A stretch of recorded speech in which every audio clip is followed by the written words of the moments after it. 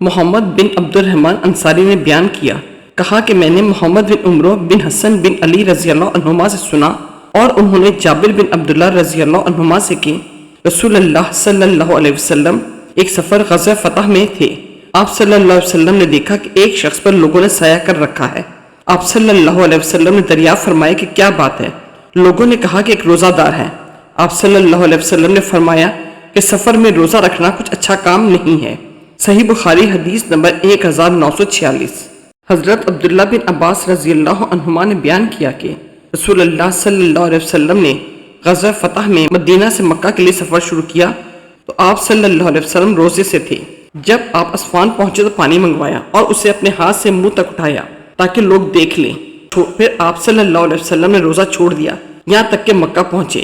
ابن عباس رضی اللہ عنہما کہا کرتے تھے رسول اللہ صلی اللہ علیہ وسلم نے سفر میں روزہ رکھا بھی اور نہیں بھی رکھا، اس لیے جس کا جی چاہے روزہ رکھے اور جس کا جی چاہے نہ رکھے۔ صحیح بخاری حدیث نمبر 1948۔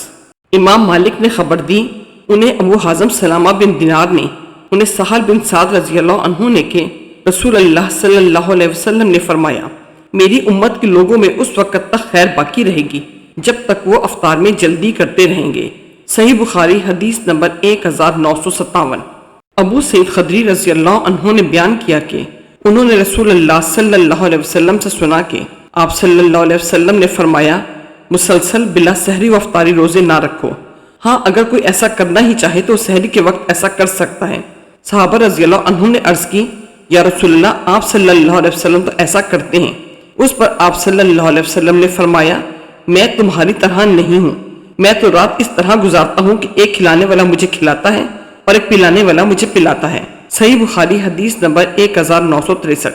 حضرت ابو ہریرہ رضی اللہ عنہ نے بیان کیا کہ رسول اللہ صلی اللہ علیہ وسلم نے مسلسل کئی دن تک سحری و افطاری کے بغیر روزے رکھنے سے منع فرمایا تھا۔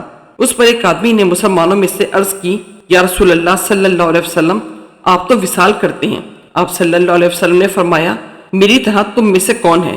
مجھے تو رات میں میرا رب کھلاتا ہے اور وہی مجھے سیراب کرتا ہے۔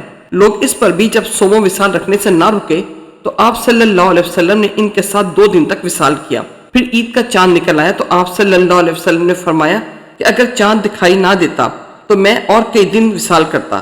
گویا جب صوم و وصال سے وہ لوگ نہ رکے تو آپ نے ان کو سزا دینے کے لیے یہ کہا۔ صحیح بخاری حدیث نمبر 1965۔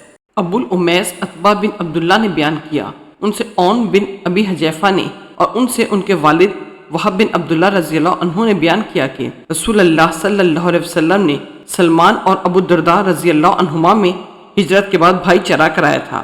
ایک مرتبہ سلمان رضی اللہ عنہ ابو الدرداء رضی اللہ عنہ سے ملاقات کے لیے گئے تو ان کی عورت ام الدرداء رضی اللہ عنہا کو بہت پھٹے پرانے حال میں دیکھا۔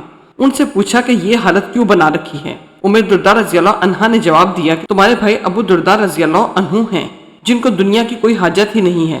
پھر ابو الدرداء رضی اللہ عنہ بھی آ گئے اور ان کے سامنے کھانا حاضر کیا اور کہا کہ کھانا کھاؤ۔ انہوں نے کہا میں تو روزے سے ہوں۔ اس پر حضرت سلمان رضی اللہ عنہ نے فرمایا کہ میں بھی اس وقت تک کھانا نہیں کھاؤں گا جب تک تم خود بھی شریک نہ ہوگے۔ راوی نے بیان کیا کہ پھر وہ کھانے میں شریک ہو گئے اور روزہ توڑ دیا۔ رات ہوئی تو ابو الدرداء رضی اللہ عنہ عبادت کے لیے اٹھے اور اس مرتبہ بھی سلمان رضی اللہ عنہ نے فرمایا کہ ابھی سو جاؤ۔ پھر جب رات کا آخری حصہ ہوا تو سلمان رضی اللہ عنہ نے فرمایا کہ اچھا اب اٹھ جاؤ۔ چنانچہ دونوں نے نماز پڑھی۔